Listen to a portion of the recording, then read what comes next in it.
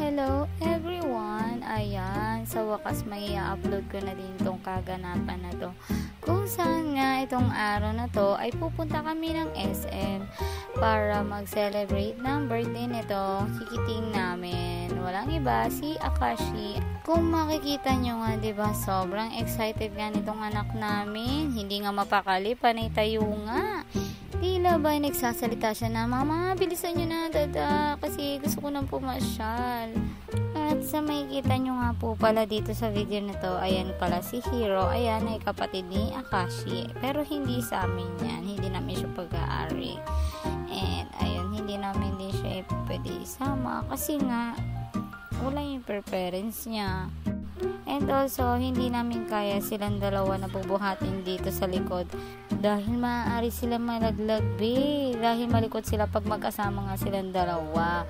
And sa yun nga pala, nakaalis na nga pala kami and hindi pala namin nasabi kung saan kami pupunta pala, no.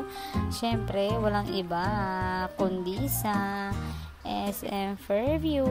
Ayun nga, matagal-tagal naman na din hindi nakapunta si Akashi dito.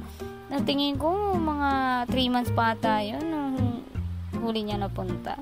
Basta ganun, be. At ito na, nakababa na pala kami, guys. So ayan, papasok na kami at kita nyo naman, lingon na lingon ng batuting, may bibi pa nga sa ulo. Pagbaba namin dyan, tinanggal niya yan. Tapos mga bi, ayan siya, oh, tingnan nyo, hinahatak na nga kami. Alam nyo ba, guys, yung kahit gusto niyang bilisan kami, pinapahinaw namin siya kasi mabilis nga siyang mapapagod. At mamaya nga kita nyo, guys, kung paano siya mapapagod. At ayan na nga, ayan, yung pangapaamoy-amoy niya, guys, may gagawin siya dyan. Ayun na nga, nagtubol na sa SM pa. Sa kalagitnaan na nga kami, dito pa talaga siya nagtubol. Alam nyo ba, guys, tingin sa kanya yung mga tao kasi sabi, ang galing daw, parang bata, may diaper pa talaga. Actually, bata naman talaga siya. 4 nga lang po galamay. Syempre, after tumubol, hinay-hinay lang, nakakaya daw sa mga tao. At syempre, for the run pa rin ang person. At ayan, nakakaramdam na kami na parang napapagod na siya dito sa mga oras na to. Kasi palingon-lingon na din siya sa amin yan eh. Ayun o, humihinto-hinto na siya eh. Parang gusto niya na magpabuhat. Pero hindi namin siya binuhat, guys. Alam nyo ba, pinaglakad namin siya. Nasabi namin, sige, uuwi tayo kapag hindi ka naglakad-lakad talaga.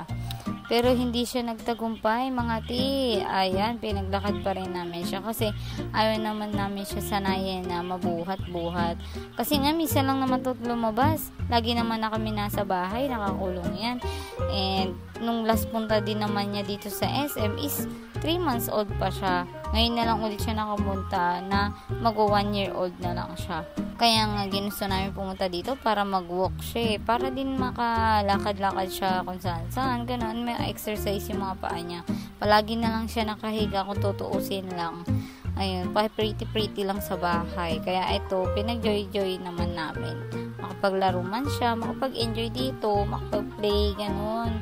And makamit ng mga ibang puppies. Sakto na yan, guys. Sa susunod na vlog na i-upload namin, ipapakita namin sa inyo ang dami niyang na-meet. Ayan, etong mga oras na to, may Jollibee kami, tapos nag-iintay kami. Sa mga part na to, ang dami lumalapit sa kanya. Pero mga ilang clips na nakuhanan ko. Kasi nga, nilapitan siya, nakikipag-play sa kanya.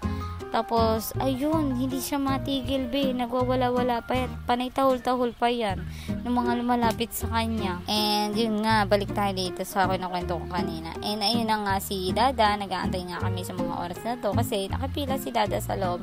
Napakahaba pa ng pila. Habang nag-aantay kami dito, alam niyo, napakadami talaga lumalapit sa kanya dito. Kaya nga, hindi siya totally talaga nakakain ng fries. Binili pa naman namin to para sa kanya pero hindi niya talaga yung kinain, guys. Kinagat niya lang, pinaba niya yan dyan. Tapos ayun, naglakad-lakad kami, nag-walk na lang kami dyan pagtapos namin kumain.